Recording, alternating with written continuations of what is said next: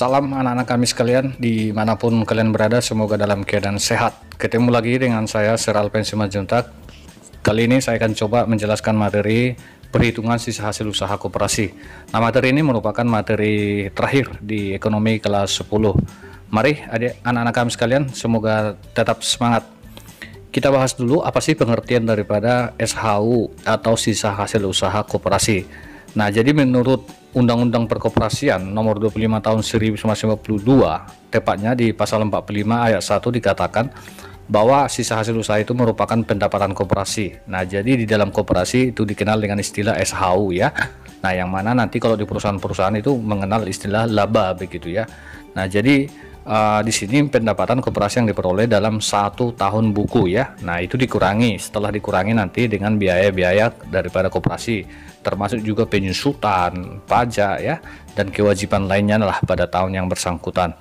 Nah, di ayat 2 di situ juga sisa hasil usaha setelah dikurangi dana cadangan tentunya ya, itu yang menjadi SHU ya. Dana cadangan ini nanti digunakan sebagai modal di awal tahun berikutnya ya.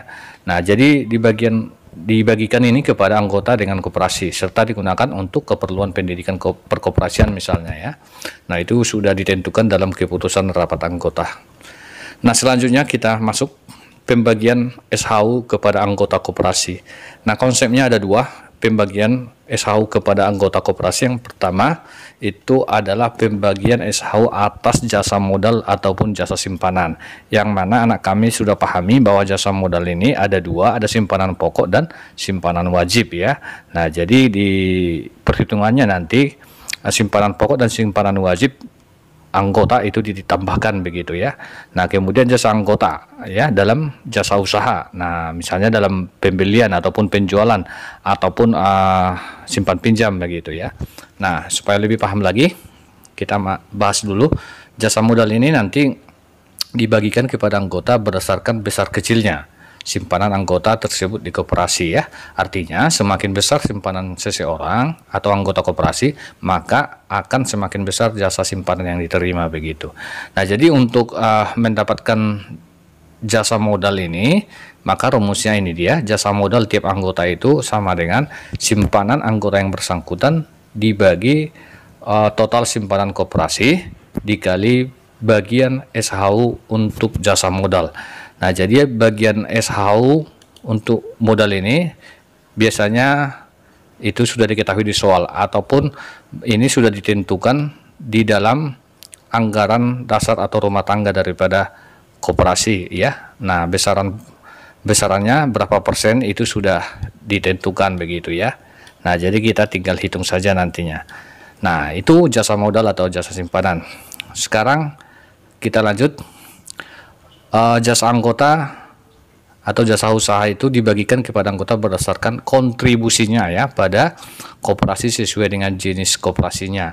Nah, di sini ada tiga nanti. Yang pertama ada koperasi konsumsi. Nah, jadi besarnya jasa anggota pada koperasi ini berdasarkan besar kecilnya anggota koperasi tersebut itu berbelanja di koperasi ya. Nah, itu dia. Oke. Nah, ini jadi kata kuncinya berbelanja. Kemudian kita lanjut. Rumusnya seperti ini. Sisa hasil usaha tiap anggota itu penjualan ya. Penjualan pada anggota yang bersangkutan ya. Berapa banyak yang dijual atau berapa banyak yang dibeli oleh si anggota tadi ya. Nah, dibagi total penjualan kali bagian sisa hasil usaha untuk jasa anggota. Nah, ini juga sudah ditentukan di dalam anggaran dasar berapa persentasenya begitu ya.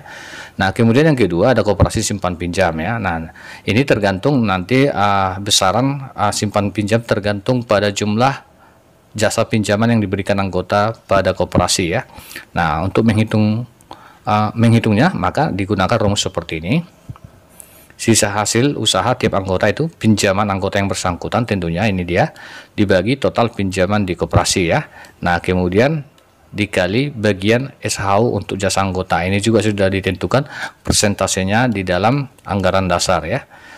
Yang ketiga ada koperasi produksi. Nah, ini besarnya jasa anggota itu pada koperasi produksi ditentukan besar kecilnya anggota menjual hasil produksi ke koperasi ya. Nah, untuk menghitungnya maka muncul rumus seperti ini ya. rumusnya hampir sama, hanya saja tergantung jenis koperasinya apa ya.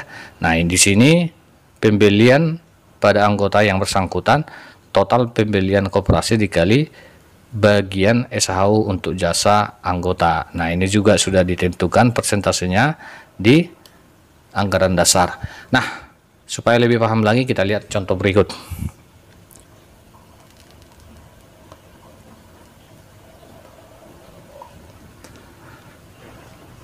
Coba anak-anak perhatikan sisa hasil usaha koperasi konsumsi makmur. Misalkan ini koperasi makmur ya. Pada tahun 2018 itu memperoleh sisa hasil usaha 50 juta rupiah ya.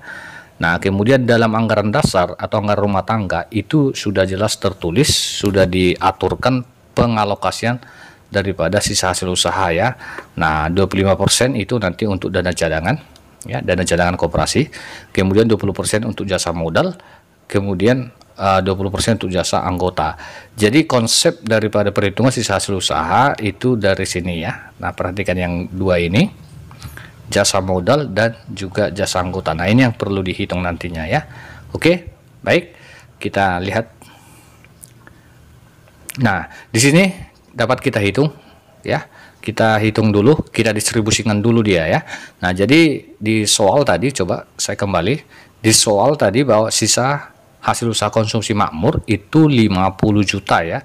Nah, jadi 50 juta ini didistribusikan dengan pengalokasian yang sudah ditentukan di anggaran dasar. Nah, maka kita dapat hitung seperti ini pendistribusiannya ya. Nah, tadi untuk dana cadangan 25%, berarti 25% dari 50 juta ya. Nah, maka dapat hasilnya 12 juta 500.000 ya. Nah, oke. Dan seterusnya, saya rasa ini paham. Nah, katakan muncul kasus ya, contoh ini dia. Seandainya Budi sebagai anggota itu mempunyai simpanan pokok sebesar 500.000 dan simpanan wajib 2.500.000 ya. Sedangkan total modal itu koperasi ya 60 juta. Kemudian Budi itu berbelanja di koperasi senilai 1 juta dan total penjualan koperasi pada anggota itu sebesar 40 juta. Nah, pertanyaannya, berapakah sisa hasil usaha yang akan diterima oleh Budi? Nah, anakku sekalian, tadi saya sudah jelaskan yang perlu kita hitung di sini adalah ini dia ya. Ada dua, jasa modal dan jasa anggota. Nah, ini yang dua ini kita hitung. Nah, kita kembali ke rumus yang pertama dulu kita bahas.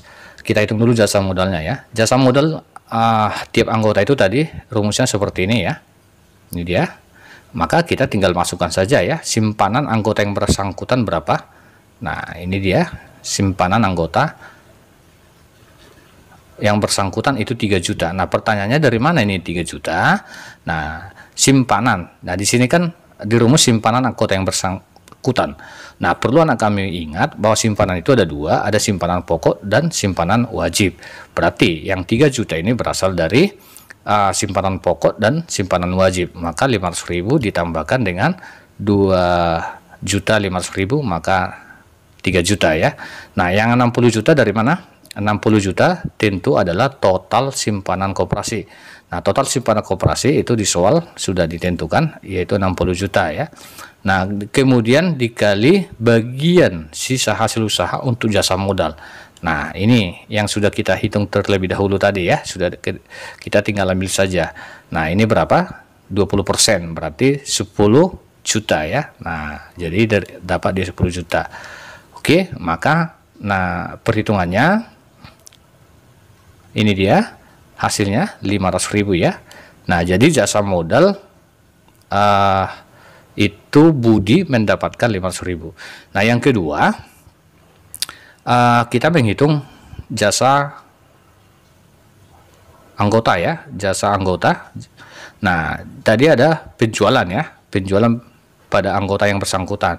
Nah, coba ini penjualan pada anggota bersangkutan 1 juta. Dari mana 1 juta? Ini dia Budi berbelanja ya. Nah, jadi Budi berbelanja di koperasi tersebut itu dengan total 1 juta ya. Kemudian total penjualan koperasi seluruh anggota itu 40 juta, maka dibagi 40 juta dikali ini dia bagian sisa hasil usaha jasa anggota berarti yang ini ya, sama ya, 20% juga berarti 10 juta ya.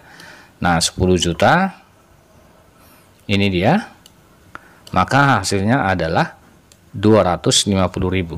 Oke. Nah, jadi sisa hasil usaha yang didapatkan atau diterima oleh Budi, kita tinggal tambahkan saja, yaitu jasa modal ditambahkan dengan jasa anggota ya. Nah, ini dia 500.000 ditambah 250.000, maka hasilnya 750.000. Nah, saya rasa begitu cara menghitung sisa hasil usaha ya. Nah, semoga kalian bisa memahaminya. Di sini supaya lebih paham lagi, silahkan dikerjakan soal latihan berikut ya. Ada 2 soal. Nah, demikian penjelasan dari saya. Salam dari Sir Alpen.